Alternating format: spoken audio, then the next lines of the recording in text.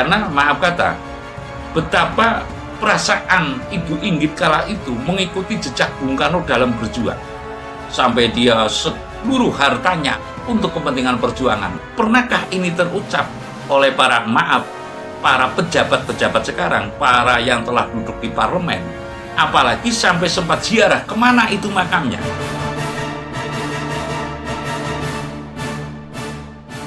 Salam mulia, Mbak. Salam mulia. Ini saya ingin panjenengan menyampaikan berdaran yang bersifat patriotik begitu nggih. Yang menjadi pertanyaan saya adalah berbelok-beloknya atau lika-likunya suatu perjuangan itu terkadang perjalanannya itu nyerempet-nyerempet, hal yang negatif bisa menjadi positif ataupun mungkin sebaliknya. Nalar manusia itu terkadang hanya sebatas apa yang dilihat begitu. Apa iya perilaku para pejuang yang terkadang atau secara lahiriah itu kurang baik? Apakah penilaian alam dan leluhur itu juga kurang baik atau bagaimana? Tapi uluk salam mulia atur bagya wis muga nusantara. Om wilahing jati nukuni hajat-hajat leluhur Nusantara, tapi uluk salam mulia. Kita punane kan ke arahnya itu sesuatu kewajiban lah kalau kita berbicara perjuangan itu tendensinya kan ke pamrih, berjuang apa gitu dan sebagainya kan. Yang laksanani darmaning wajib atau laksanani ibadat itu biasanya itu berbagai syariat, berbagai jalan itu. Artinya banyak jalan menuju Roma. Arah pitakone niku, arah pertanyaannya itu kan kurang lebih kesemiripannya kalau Kanjeng Sunan Kalijaga beramal dari hasil curian, hukumnya seperti apa, umpamanya seperti itu loh. Ya kan? Nah, ini yang masih menjadi teka-teki yang perlu jawaban, umpamanya maaf ini kayak Kanjeng Nabi Muhammad dengan istri yang pertamanya Khadijah Siti Khadijah itu otomatis kan dinyatakan juga banyak Siti Khadijah itu banyak sekali membantu kan, Banyak yang iya dari dikorbankan untuk itulah. Secara kacamata wantah maksudnya penilaian yang menuding yang secara pada umumnya wah gelem-geleme gitu kan. Ya, kalau orang awam melihat seperti itu bisa saja menilai seperti itu. Iya gelem-geleme gitu loh, mulai sing malah dunyane entong gitu loh. Tidak mengkandung maksud, artinya kemana arah itu, kemana harta itu maksudnya digunakan, dimana kalau orang ngomong kan nggak menyadari secara bahwasanya lahir wudo mati orang gawa popo itu kan nggak menyadari persis. Intinya ya hidup ya di dunia ya punya dunia, kalau enggak ya hina dina, dan mereka lah golongan yang takut dikatakan tidak kaya, takut dikatakan tidak pintar, takut dikatakan tidak terpuji gitu loh. Padahal dalam sebuah pengabdian, dedikasi untuk negeri, untuk sesama ini, itu semestinya kalau yang seterusnya hal itu kurang dipertimbangkan.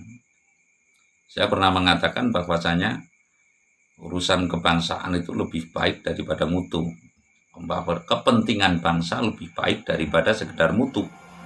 Bukan masalah dicela atau dipuja. Sekali lagi saya mengatakan urusan bangsa itu lebih baik, kepentingan bangsa itu ya, lebih baik dari sekedar mutu. Lah rata-rata pada umumnya manusia dipentokkan kepada mutu pribadi, status sosial dan sebagainya lah.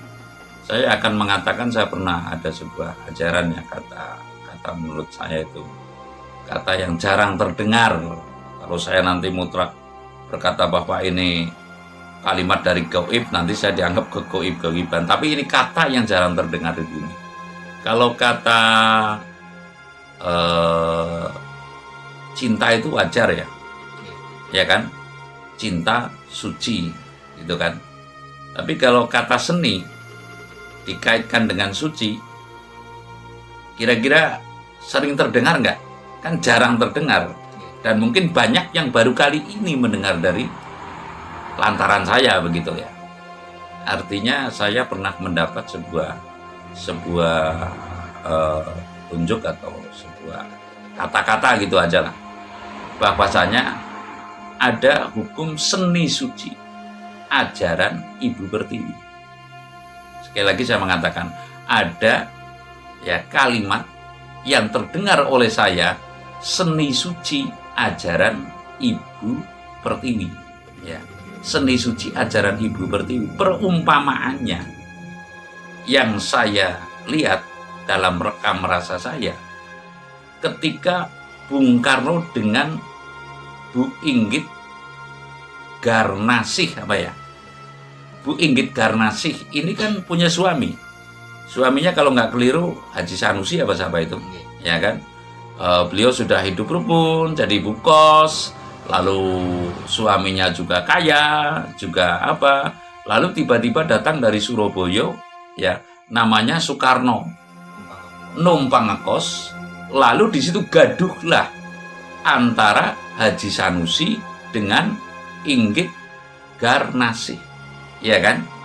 Nah, ketika gaduh itu, ya, Bung Karno karena jauh dari pelukan ibu, kan Bung Karno kalau nggak keliru usia 24-25 itu.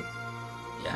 Ibu Garnasih kurang lebih usia 40 hingga 42, kurang lebih seperti itu gitu loh. Kan bak anak dan ibu. Ini kira-kira lucu nggak kalau pandangan syariat, pandangan dohir maksudnya. Ya. Kelihatannya Bung Karno ini adalah orang yang ngemal, caranya ngemal itu apa? Ya. Matre. Orang yang matre. Begitupun Ibu Inggit Garnasih. Ini kira-kira orang yang gila berondong nggak kalau istilah sekarang? Iya kan? Iya kan? Tante-tante girang.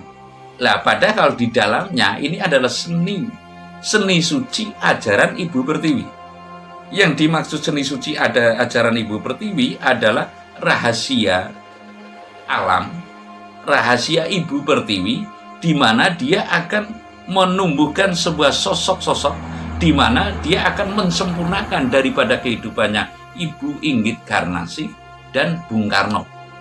Ya, artinya begini, ketika nyamannya Ibu Inggit dan Haji Sanusi itu tanpa ada kedatangan Bung Karno, lalu seolah-olah di situ kan syahwat, ya kan? Yang berkata itu syahwat, nafsu yang berkata. Lalu bisakah manfaat untuk bangsa dan negara hartanya Ibu Inggit Garnasih itu, termasuk Haji Sanusi itu? Kira-kira kalau tidak itu dengan Bung Karno, dan Bung Karno dapat apa? Harta apa yang didapat dari Ibu Garnasih? Mungkin untuk makan-makan, Mbak. Ya, kalau sekedar makan itu termasuk ibaratnya rezeki yang hak. Rezeki itu yang hak kan yang telah termakan. Yang di luar ini belum termasuk rezeki, Mas. Ini hukum alam loh ya, artinya hukum yang dinyata, yang dikehendaki oleh Allah, yang dikehendaki oleh alam. Ya, artinya alam Allah. Yang saya maksud seni suci ajaran Ibu Pertiwi, disitulah manusia akan bingung mendefinisikan. Artinya bingung mendefinisikan secara romantik, ya.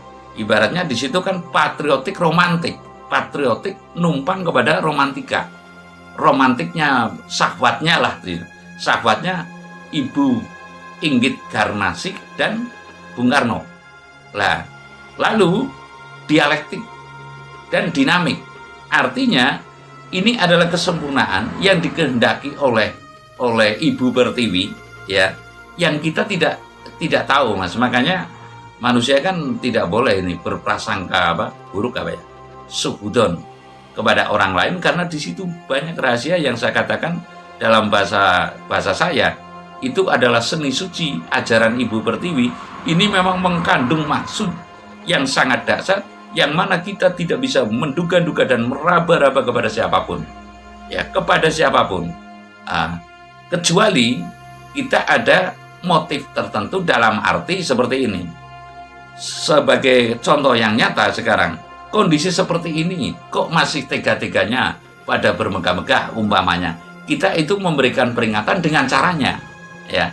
Artinya dengan caranya. Namun ketika ada yang terbalik, segi pandang yang terbalik, yo, kok gelem-geleme Ibu Inggit Garnasih itu ya dipinang oleh Bung Karno ini, bahkan sampai kuncing-kuncingan, bahkan sampai porak-porandanya ke keluarga keharmonisan Haji Sanusi dengan Ibu Garnasih.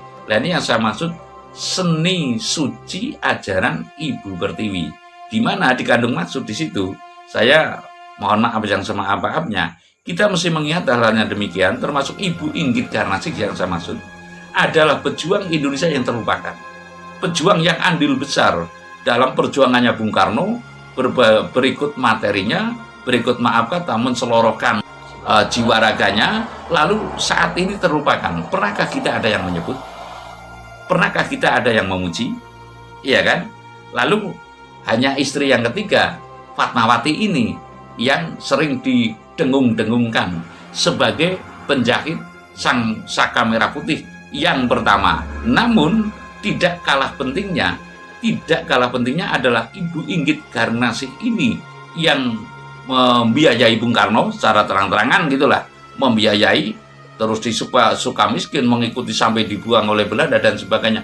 Ini betul-betul terlupakan. Artinya kita mesti mengingat hal-hal yang ibaratnya seni suci ajaran Ibu Pertiwi ini, jangan sampai kita melupakan daripada hal-hal yang demikian, sehingga kita akan menjadi orang yang kurang beradab ya, kurang beradab kepada leluhur kita, kepada para pejuang kita, kepada orang tua kita, yang nantinya kita niscaya akan mendapat kesulitan dalam konteks kebersamaan yang hidup rukun, sejahtera, cara gemah ripah loh jinawi Indonesia ini didambakan, itu akan mempersulit, Mas. Karena maaf kata, betapa perasaan Ibu Inggit kala itu mengikuti jejak Bung Karno dalam berjuang. Mengikuti jejak Bung Karno sampai dibuang di Tigul, Ende, sampai ya ibaratnya di Sumatera kan dan sebagainya, sampai dia seluruh hartanya ibaratnya untuk kepentingan perjuangan, habis untuk perjuangan. Pernahkah ini terucap oleh para pejabat-pejabat sekarang, para yang telah duduk di parlemen? Apalagi sampai sempat ziarah, kemana itu makamnya? Ini yang saya maksud. Jadi banyak rahasia yang perlu kita ungkap, artinya untuk mengingatkan, intinya seni suci ajaran Ibu Pertiwi ini adalah mengingat kembali para pendahulu kita yang betul-betul telah berjasa 1000%, bukan hanya 100%. Kalau Ibu Inggit ini saya pikir ya paling enggak 300% menurut penilaian alam, sehingga alam telah mengakui bahwasanya Ibu Inggit adalah seni suci ajaran Ibu Pertiwi. Artinya kita patut melakukan dalam situasi emergensi ya. Emergensi itu kan daging babi saja, kalau untuk obat itu halal hukumnya. Lah hal yang demikian patutlah kita teliti dalam menilai, jangan sampai kita meraba-raba, jangan sampai kita menduga-duga bahwasanya Bung Karno saat itu ketika belum merdeka, artinya sudah merdeka saja belum ada yang mendefinisikan secara terang-terangan Bung Karno adalah seni suci ajaran Ibu Pertiwi dalam mengawini Ibu Inggit. Ya, sekali lagi saya mengatakan intinya seni suci ajaran Ibu Pertiwi adalah pengorbanan yang terlupakan, pengorbanan yang ikhlas namun terlupakan. Jadi kita patut mengingat hal-hal yang demikian. Terima kasih.